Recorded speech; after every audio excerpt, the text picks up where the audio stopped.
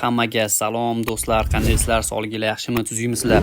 Bugun yangilanishlar haqida gaplashamiz. O'sha yangi kelgan epiklar qanday olsa bo'ladi, hammasiga javob berib o'taman. Bizning asosiy yangiligimiz bu Ruud Gullit va Frank Ribery.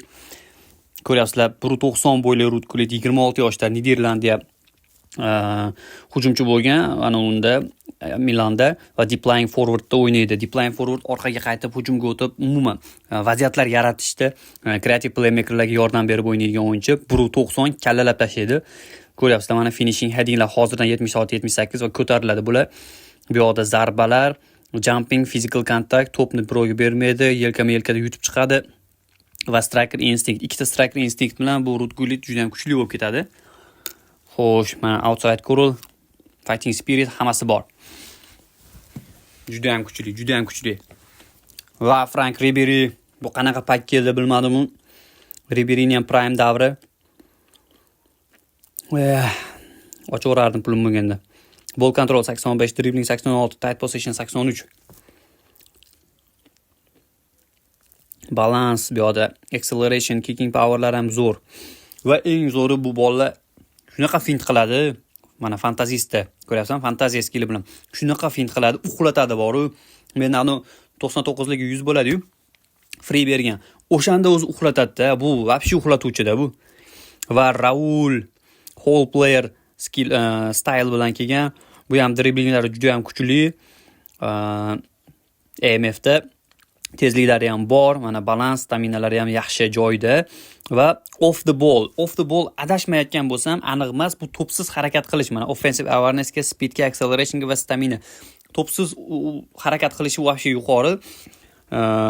Bilasizlar, to'psiz harakat qilish futbolda ham juda muhim. Mana one touch pass, throw passing, umuman bitada pas beradi. To'pni o'zi ushlab o'tirmasdan srazi pas beradi.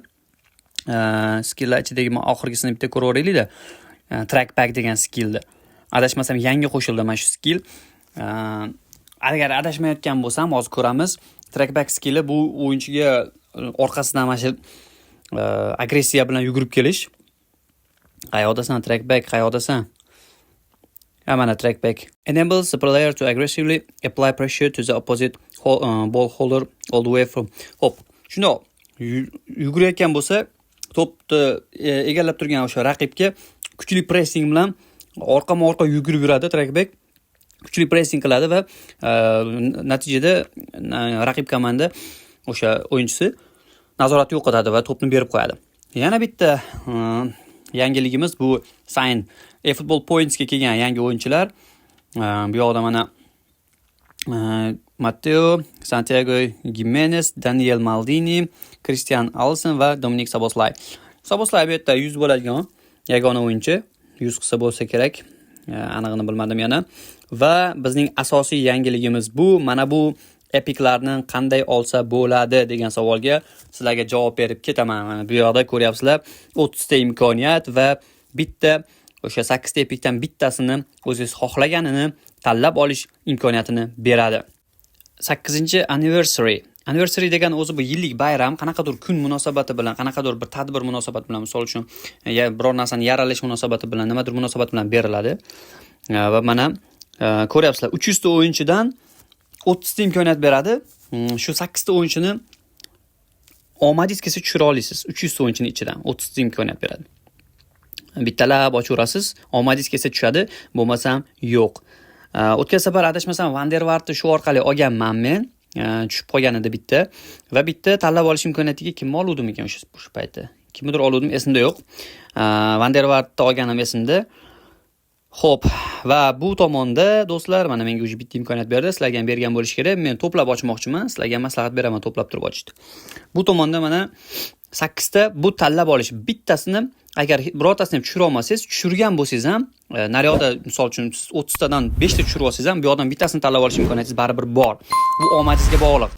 Naryoqda nechta tushirib olasiz yoki umuman tushirmasangiz ham bu yoqdan bemalol olishingiz mumkin. Endi buni qanday olishni o'rgataman. Mana missiyalarga o'tamiz. Missiyalarda anniversary, 8-anniversary, mana 8-marta buni nishonlayapmiz ekan. eFootball Mobile'da yaralgan paytimni umuman bilmadim, nima uchun beryapti, qaysi muhim kun uchun. Mana bu yoqda imkoniyatlar bor.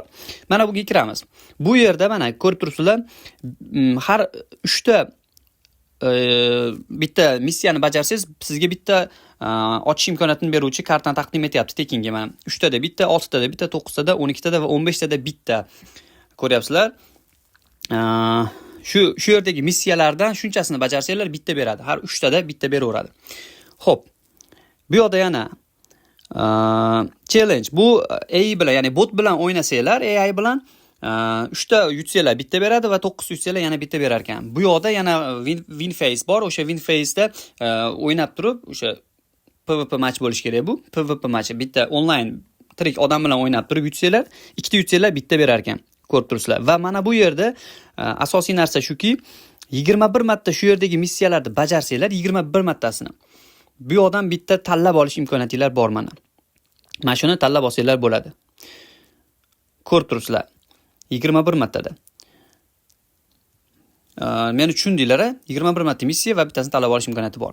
Xo'p, endi qaysi birini olish kerak degan savolga javob berib o'taman. Bu yoqda Gabriel Batistuta bor, 105 bo'ladi. Agar rating desanglar, Batistutani olishinglar kerak, chunki reytingi ham, o'zi ko'rinishi ham, o'ynashi ham zo'r Batistutani va himoyasi yo'qlar uchun men Van Buitenni maslahat beraman. 197 bo'yli Van Buiten, devor bu, The Destroyer skilli bilan, shutdown boost bilan. Shuni olishinglar kerak, himoyasi bo'shlar uchun. Va o'rtasi bo'shlar uchun, misol uchun o'rtada o'ynata olmayapti o'yinchilarni, o'sha paslari yaxshi emas yoki aldabochlari yaxshi emas bo'lganlar uchun mana bu yerda Nakata bor. Nakatani olishinglarga maslahat beraman. Tanlab olish uchun-da, qaysi pozitsiyada o'yinchilar kam bo'lsa, o'shani olishni maslahat beraman men. Bu yerda driblinglari yaxshi, tezliklari ham o'sadi va ball carrying, ya'ni to'pni o'zida ushlab turishi, to'pni himoya qilishi yaxshi. One touch paslari bor, chiroyli o'yin ko'rsatib beradi agar yaxshi o'ynata olsanglar. Agar o'yin qanot himoyachilar kam bo'lsa, mana bu yerda Oddo bor. Massimo Oddo, bular adashmasam hammasi 103, 102 bo'ladigan o'yinchilar, 105 bo'ladi mana ular. Oddoni o'ng qanoti yo'qlar uchun va Michael Owen do'stlar, men mana shu joyda aytib o'taman. 173 bo'yli, 31 yoshli Michael Owen. Owenni ko'pchilik taniydi, Batistutani unchalik emas. Balki ko'pchilik tanir, men Owenni yaxshiroq taniyman. Agarda rating uchun bo'lsa, Batistutani olinglar. Agarda sifatliroq o'yin uchun, masalan, tezligi yuqori bo'lgan o'yinchi kerak bo'lsa, Owenni tezlanishi yuqori, 98 bo'lishi kerak. Va Ludovic bor, o'yin qanotga winger uchun. O'ng qanot winger yo'qlar uchun Ludovicni tavsiya beraman. Umuman qaysi pozitsiyada sizlarda yo'q bo'lsa, shu pozitsiyada bu yerda bor mana, himoyachi bor, markaziy bor, hujumchi bor va darvozabon bor. O'ng qanot himoyachisi ham bor ekan, mana o'ng qanot hujumchisi bor, winger bor. Ko'ryapsizlar, mana tezliklari ham yaxshi joyda va fintlari ham ajoyib. Bu yoqda Abiati Cristian, bu 100 yo 101 bo'ladi bu darvozabon va Denis Bergkamp 191 ekan darvozabonimiz bo'yi. Yaxshi darvozabon yo'qlar uchun olsa bo'ladi. Va Denis Bergkampni nima uchun pasaytirib qo'yishgan tushunmadim-u, lekin juda ham zo'r o'yinchi, whole player va hujumda ham o'ynab bera oladi Denis Bergkamp, bo'ylari ham baland. Va o'sha maslahatim o'sha qaysi pozitsiyasida kam bo'lsa, o'sha pozitsiyada o'ynatinglar. Olinglar bulardan birortasini tanlab. Misol uchun menga Batistuta yoqib turibdi. Agar ja bo'lmasa, o'ylanib ko'raman, Owenni olib olishim mumkin. Bu yoqda nominating kontrakt kelgan. Nominating kontrakt bu yerda Çalhanoğlu, Harry Kane va Marais Ederson bor. Bulardan birortasini tanlab olishinglar mumkin. Agar sizlarda nominating kontrakt ko'p bo'lsa, xohlaganinglarcha olishinglar mumkin. Xohlasanglar hammasini olinglar. Harry Kane 101 bo'ladi. Xo'p, qolgan 99. Boshqa yangiliklarimiz yo'q. Asosiy yangiliklar shulardan iborat edi. Bu yoqda mana nima bor ekan?